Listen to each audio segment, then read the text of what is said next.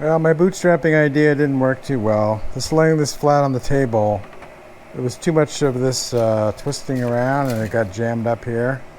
And so the print stopped working about 10% of the way through, so I have to start over. What I want to do instead is I've got the old side loader. So this is my old side loader. And I will put this reel over here and run it up through here. So that should work a lot better. Alright, so as you can see, I've got the old side loader hooked up to the dead printer. And this should be a nice smooth feed up through here. It's coming out here, so this should be fine. I'll just print it again.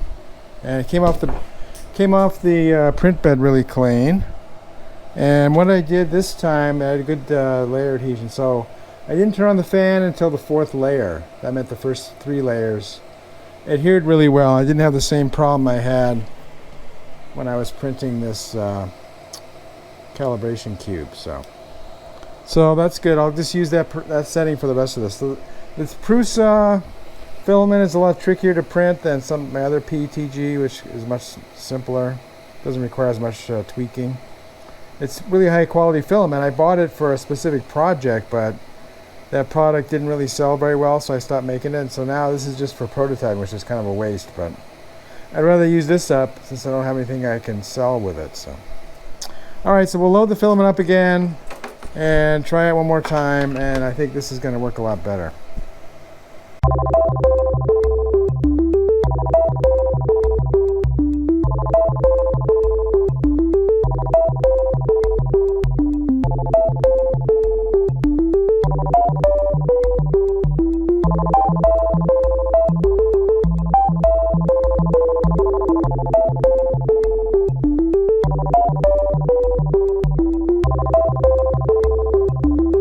Alright, it's done.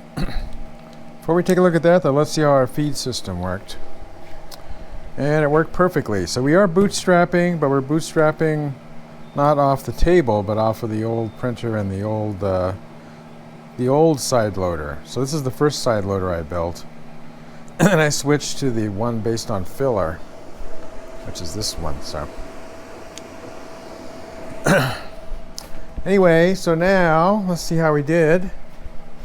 Let's open this up. So I'll have to check my script again because I wasn't intending to send it all the way to the bottom.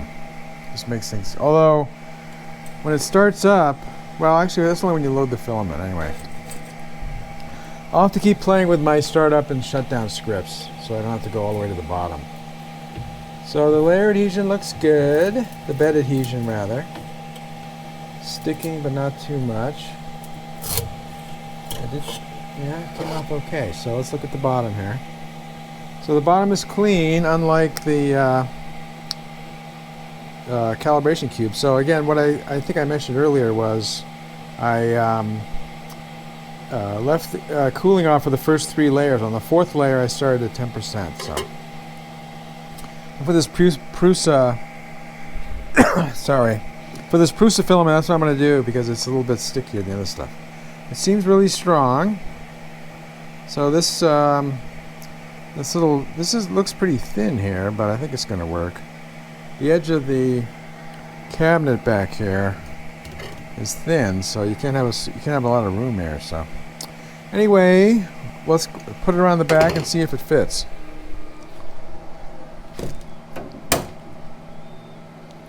So it goes under here, it fits just like that. Alright, looks like a good fit. Yeah, it can move around a little bit. I actually don't think that's a problem. That's probably an advantage if it can move slightly. It's probably going to get pulled this way, but I don't see a problem. I don't think it has to fit tightly.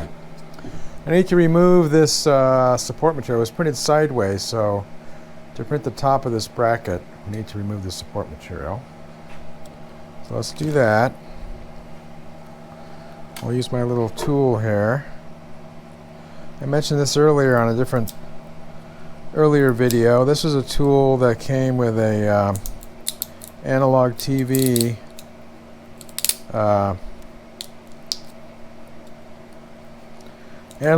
screwdriver set. So back with old analog TVs, you had high voltages. You wanted to use a plastic screwdriver. You also had a metal screwdriver.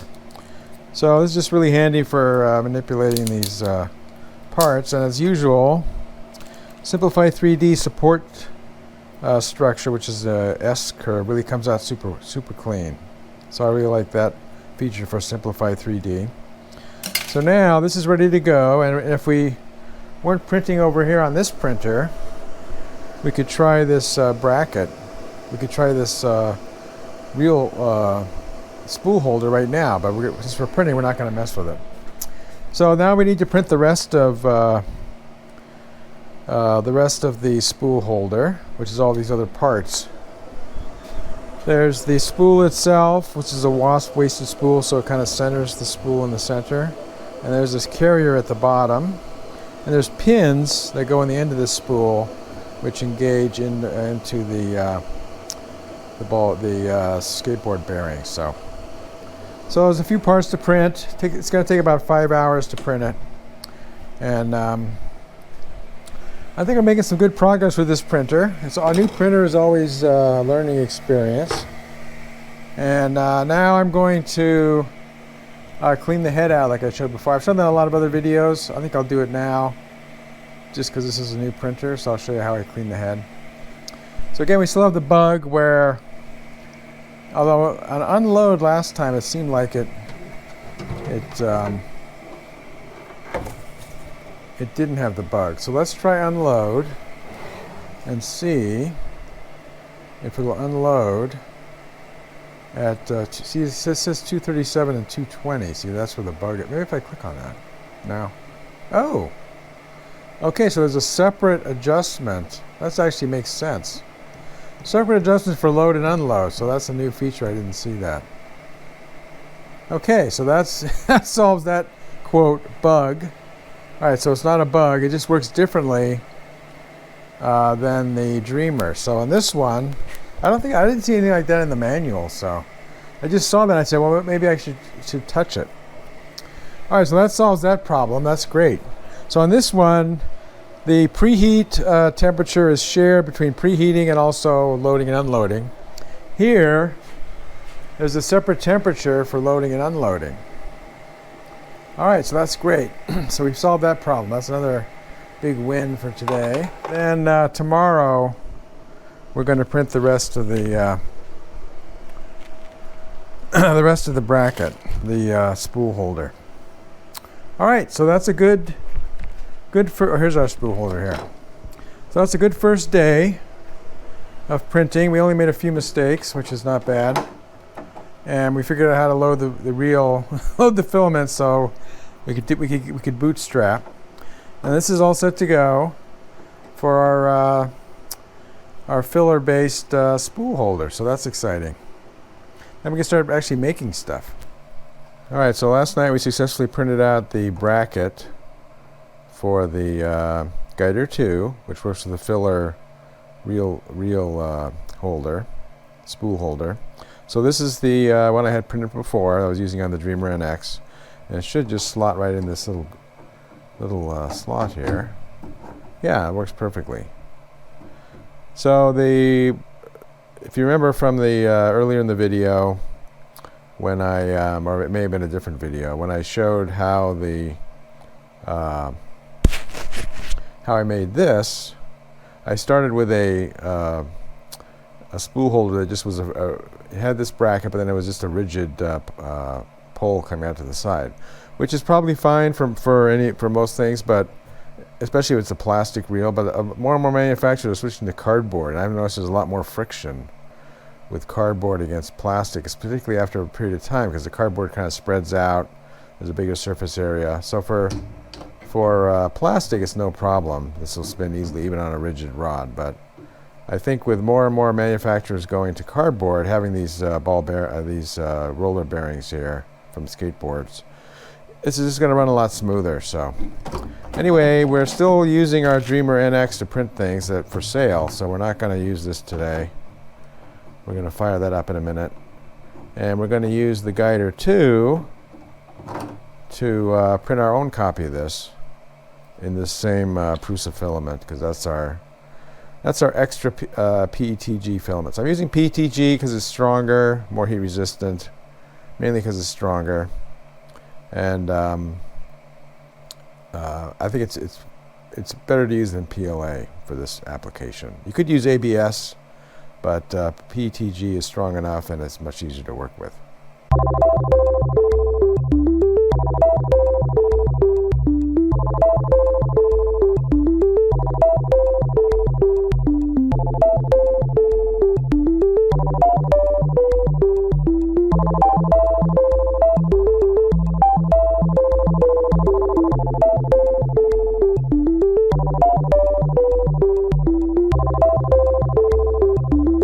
Alright, so here are our parts, and I think these are the two small ones. I have some glue here. You don't really need glue, it's just a press fit. So we'll push that in, press down on it. There. So that one's in. And then this one, I think it's this one.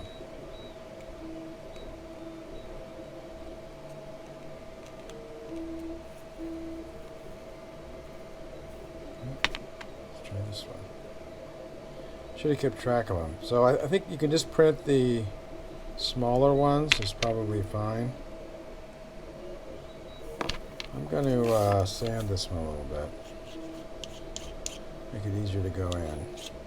So I'm just chamfering the corners or the edges of this on the bottom so it'll go in easier.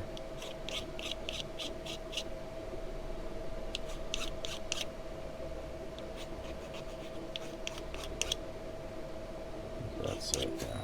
Alright, let's try it now.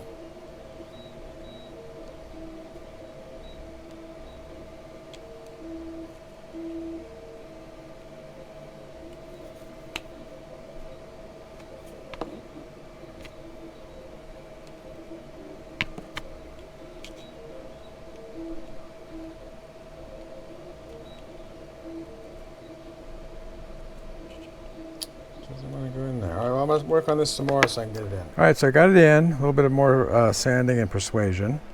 And I just wanted to note that the reason we don't print either of these ends is because if you print it this way, obviously at the bottom you would need supports. You don't want to avoid that. But if you printed the top one, which is what I did to begin with, then there's a lot of shear force on the side to side on this when it's in the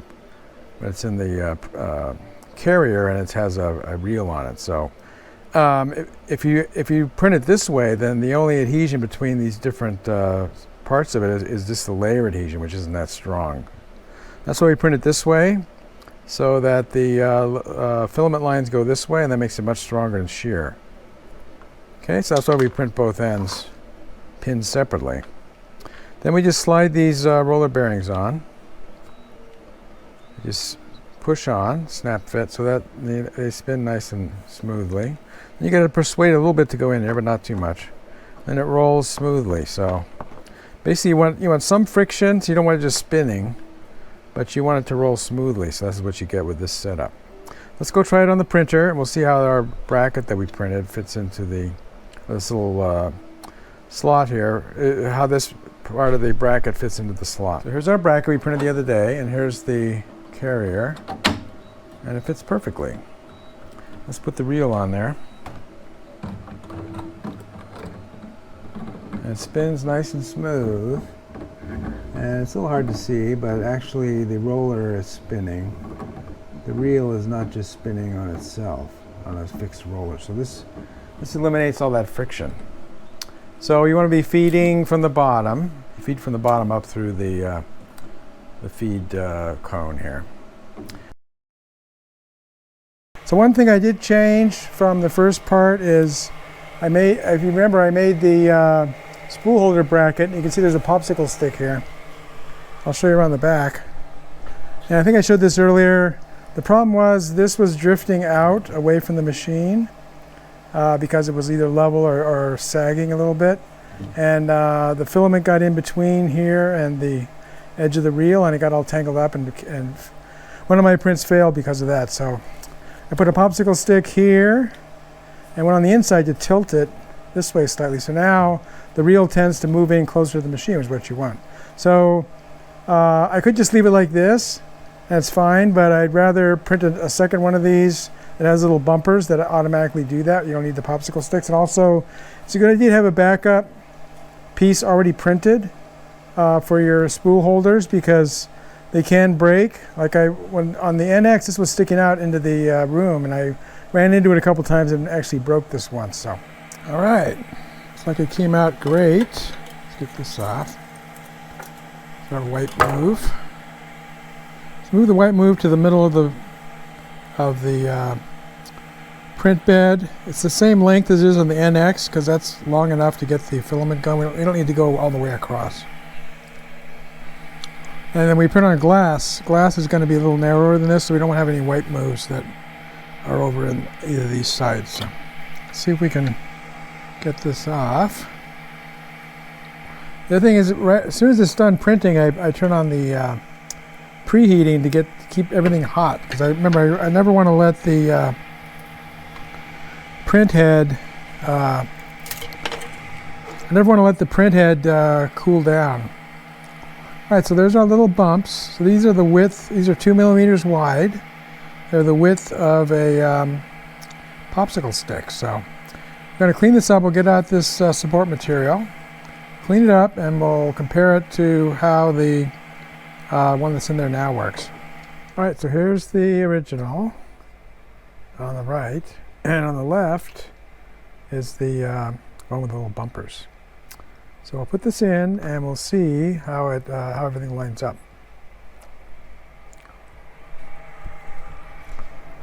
So it goes in the same way, just tilts in, and the slot goes down. And then we put the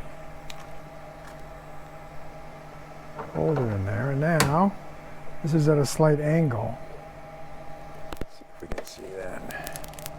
It's at a slight angle now, so the reel will tend to go in toward here, but then the little wasp waist, or this little flange on the end here, will keep it from going too far. So it's been feeding fine with the popsicle sticks, but now it's all set with, not have to worry about having popsicle sticks on there. So I'll have a link to this STL file on Thingiverse for free, so you can make one for yourself.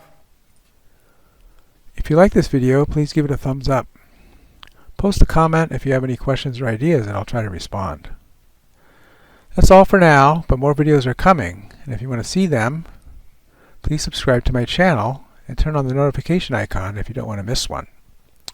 This is Beta Cygni signing out, and keep looking up.